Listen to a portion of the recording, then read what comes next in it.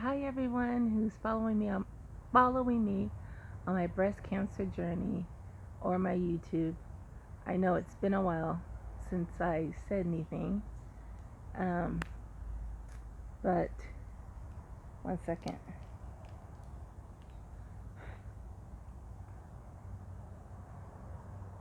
Yeah, it's been a while, but the truth of the matter is, listen to me. I'm like blurring my words, but the truth of the matter is that I've been exhausted, tired. The weather's been not so nice. Uh, and I don't like coming outside when there's no sun. Um, but I wanted to say that I'm doing well. Uh, went to Stanford last week and got this thing that was in my stomach that was catching blood clots. I got that out, but there were no blood clots, but I still got that out. And then I went with my doctor. I had an echocardiogram and they looked at my heart and they said it's functioning wonderful. Now I have another procedure that I need to get done. It's called an ablation uh, because I have scar tissue in my heart. So my blood is going around like in a circle and not pumping out the way it should. So I'm trying to get set up for that. And I got another mammogram coming up, and I hadn't had my surgery yet, so I just want to be sure that, you know, I don't have any more lumps or bumps or anything, because then I have to have my surgery. So what else? So I wanted to tell you a little bit what it was like to go to Stanford. Um, Stanford is a higher level of care, so a part of me was like excited to see Stanford. I had to be transported by ambulance, and that meant they had to go from here. Actually, they left Solvang, which is about an hour away from here, and then they went to pick me up in Santa Maria and take me to Stanford. Well, they were supposed to do that at night, but I don't think they wanted to do it, so I didn't get it done until the next morning.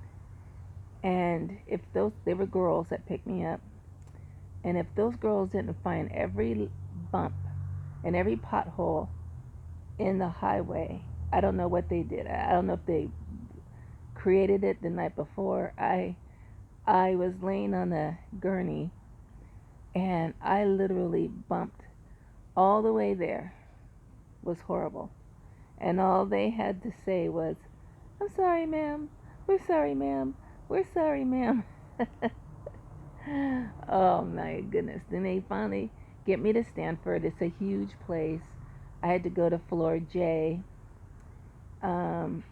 Met with the nurse. The first nurse I met she was elderly. I don't know how long she'd been working there, but she'd been working there a long time. Hair was all white. My hair is white too, but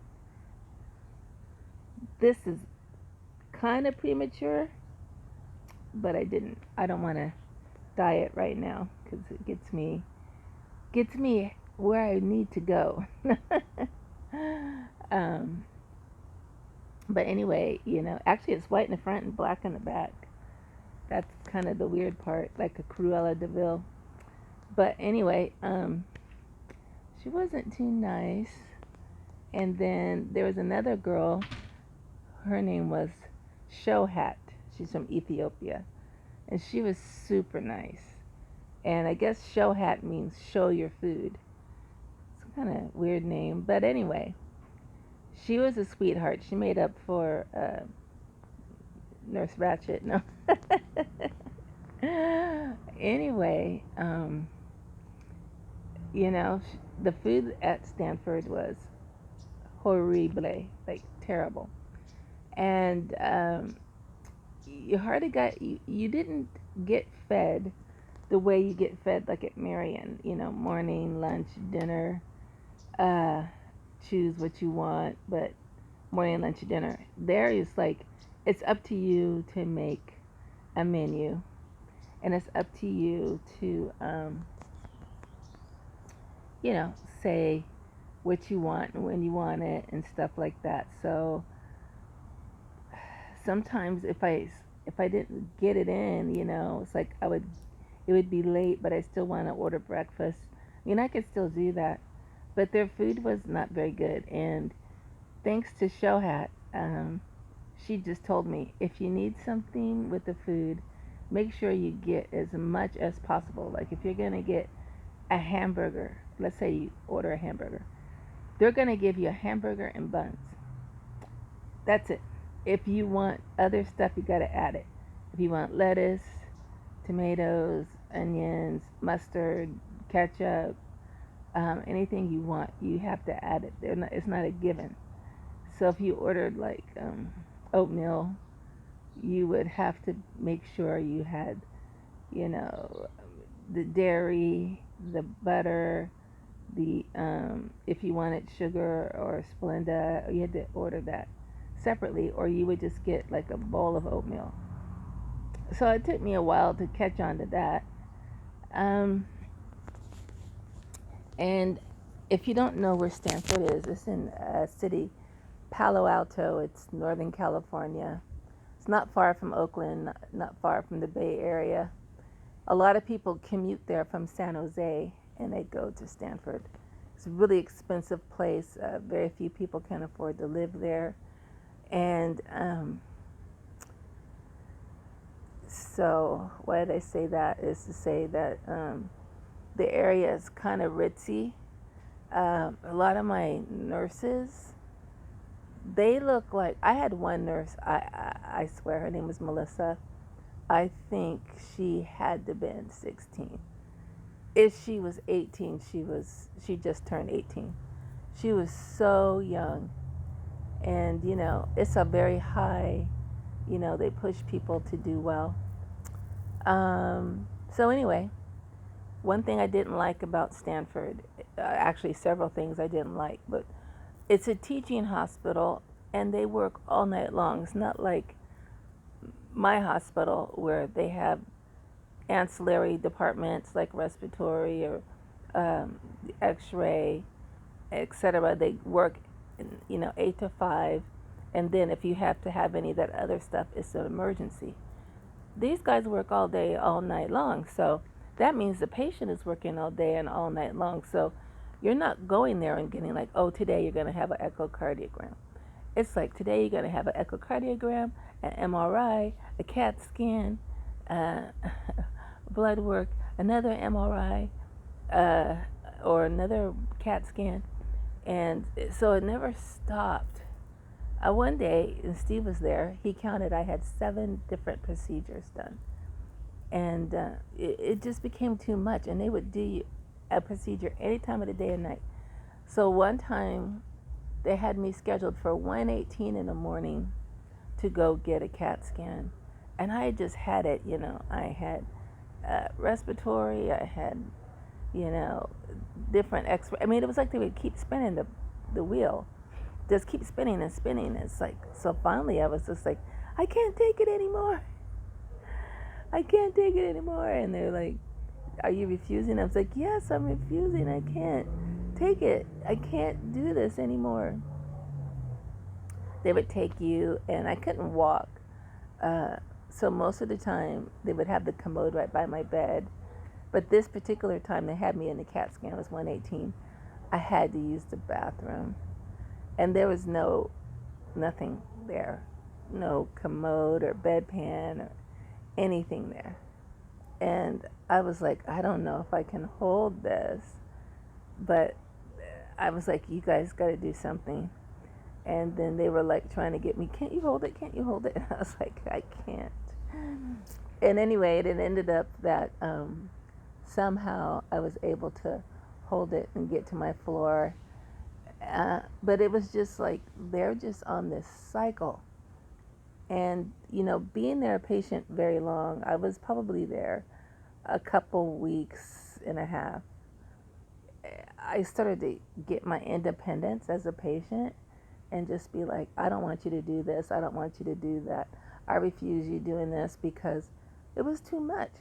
They'd wake me up at 7 in the morning, and they would come in groups of 7, sometimes 5, 6, or 7 people. They worked in teams. They'd be like the actual people and the people that were being taught. And I was like, are you kidding? Like, that's the worst thing. Can you imagine yourself waking up at 7 in the morning and finding 7 people staring at you? And I wasn't prepared for any of this. I hadn't seen Grey's Anatomy. I don't watch medical shows, so it was too much. And so anyway, I met with the heart surgeon, and he was looking to do my paperwork, and he says, do you realize since you've been here, we helped you lose 10 pounds. I'd been there like a week or whatever. And I was so angry. I was like, I had no choice. There was no choice. Your food is horrible, and when I order water, it's elf size, because they would give you these little tiny waters. And I would say, it's elf size. And so anyway, then I was really upset, and I was like, in fact, I think you just brought me here to kill me. And his nurse assistant was like, ah! And I was like, yeah. And she says, why are you saying that? And I said, because I'm just laying in my bed, and that's it. No one's helping me. I don't see anybody. All I do is get all these tests. And I said, and the tests are not easy. It is not easy to be a patient at Stanford. Not easy. And so, as time goes on, I was completely over it. And so I'll tell you a little bit about the surgery next time I post, because the surgery put me into a state of delirium, which I never heard of before, but I was certainly a good picture of what delirium was like. And also, right before that delirium, I was getting panic attacks. I don't know if it's because of my illness, but it's so hot there in Palo Alto. If you lived in Northern California, you can understand it's kind of hot. And the sun's peering through the window, and there's no fan or anything. I couldn't take it. And I would have these panic attacks and just get me out of here, get me out of here. Of course, you can't open up the window. So I was not happy. But anyway, that goes into my time at Stanford a little bit.